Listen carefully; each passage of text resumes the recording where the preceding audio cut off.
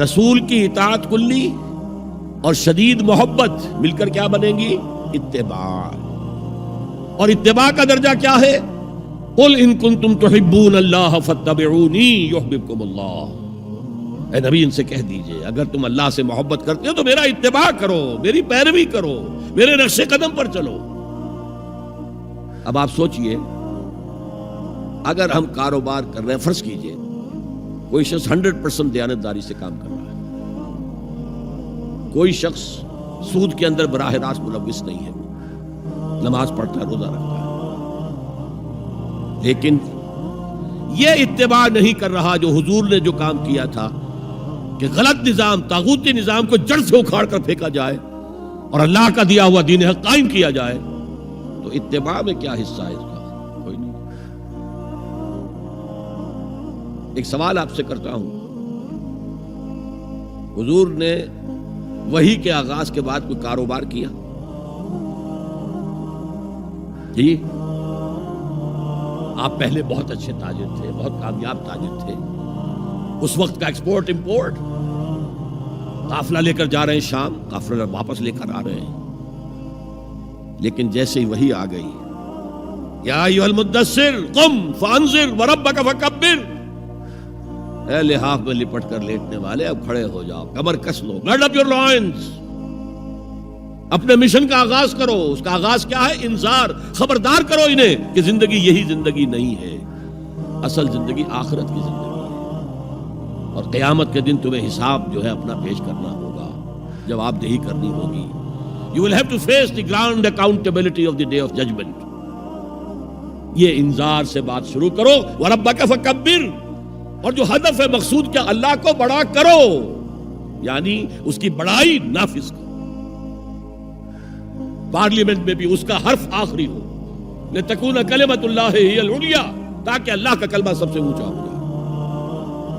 یہ نہیں کہ صاحب ہمارے تو 60% لوگوں نے یہ رائے دے دی، بس اب ہم نہیں جانتے کہ قرآن میں کیا ہے یا کسی اور آسمانی ہدایت میں کیا ہے، تورات میں کیا ہے، انجیل میں کیا، ہم نہیں جانتے.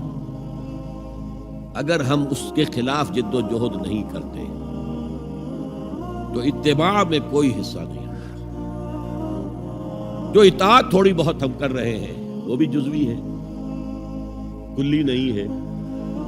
اسی لیے دنیا کی رسوائی وہ تو ہمارے ماتھے پر لکھی ہوئی ہے، ضربت علیہم الذلۃ والمسکنۃ وباؤوا بغضب من اللہ. آج ہمارا حال یہ ہے. تو اتباع رسول، محبت رسول کا تقاضا، وہی جد و جہد کرو، وہی جد و جہد کرو. اسی کا نام جہاد فی سبیل اللہ ہے. بدقسمتی سے خود ہم نے غلط انٹرپریٹیشن جہاد کی ہے، جس کی وجہ سے دشمنوں کو موقع ملا. جہاد کے معنی جنگ، حالانکہ جہاد کے معنی تو جنگ نہیں ہے. جہاد جد و جہد کا نام ہے، کوشش. جہد کے مقابلے میں آئے گی تو وہ جہاد ہے. جہد یک طرفہ ہے تو جہد ہے، اور دو طرفہ ہو رہی ہے، رسہ جو ہے آپ ادھر کھینچ رہے ہیں وہ ادھر کھینچ رہے ہیں، یہ جہاد ہے. آپ توحید کا پرچم اٹھائے ہوئے ہیں، توحید پھیلا رہے ہیں، وہ شرک پھیلا رہے ہیں، یہ جہاد ہے.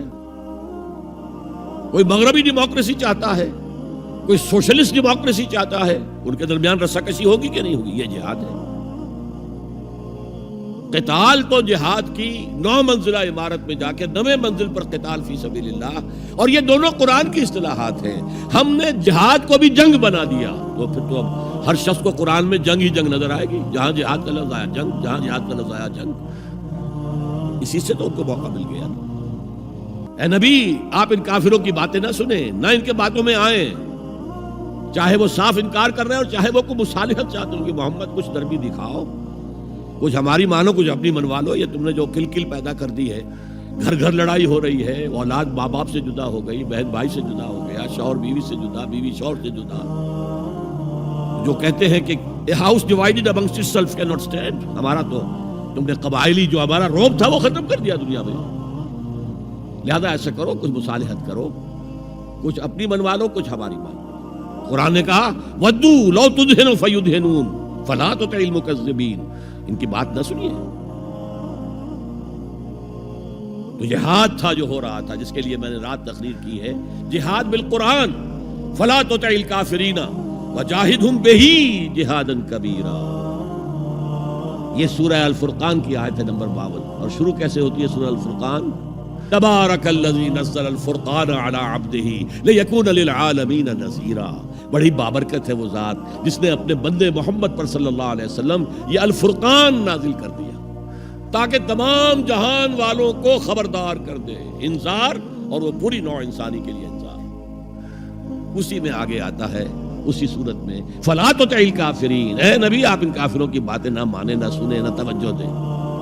وجاہدہم بہ، اس قرآن کے ذریعے سے جہاد کیجئے. 12 برس مکے میں قرآن کے ذریعے سے جہاد ہوا ہے، تلوار تو نہیں اٹھی. الٹا حکم یہ تھا کہ چاہے تمہارے ٹکڑے کر دیں، چاہے تمہیں آگ میں جلا دیں. You don't have to raise hands even in self defense. کفو ایدیکم، اپنے ہاتھ بندھے رکھو، روکے رکھو، کوئی جوابی کارروائی نہیں. 12 برس. This was the order of the day. یہ جہاد بالقرآن، اس جہاد بالقرآن کے ذریعے سے لوگوں کو کھینچا گیا. پھر بیعت لے کر ان سے ان کو منظم جماعت بنایا گیا. پھر ان کا تزکیہ کیا گیا. تزکیہ کس بات کا؟ دل میں کوئی ولولہ، کوئی امنگ، کوئی حوصلہ، کوئی طلب، کوئی مقصود نہ رہ جائے سوائے اللہ کی رضا کے حصول کے اور آخرت کی فلاح کے حصول کے. جب تک پاک نہیں ہو جائے گا دل، جب تک دل سے ساری امنگیں، ساری ایمبیشن نہیں نکل جائیں گی سوائے اللہ کو راضی کرنا اور آخرت کی فلاح طلب کرنا، یہ ہے تزکیہ. یتلو علیہم آیاتہ ویزکیہم ویعلمہم الکتاب والحکمہ. اگر اس نقش قدم پر آپ نہیں چل رہے تو حضور کے ساتھ محبت کا دعویٰ باطل ہے. آپ مسلمان ہیں، ٹھیک ہے، آپ مانتے ہیں انہیں اللہ کا رسول، اور آپ درود بھی بھیج دیتے ہیں، نماز میں بھی درود ابراہیمی ہے، سب کچھ ہے. لیکن یہ ہے کہ اتباع رسول، محبت رسول کے بغیر نہیں.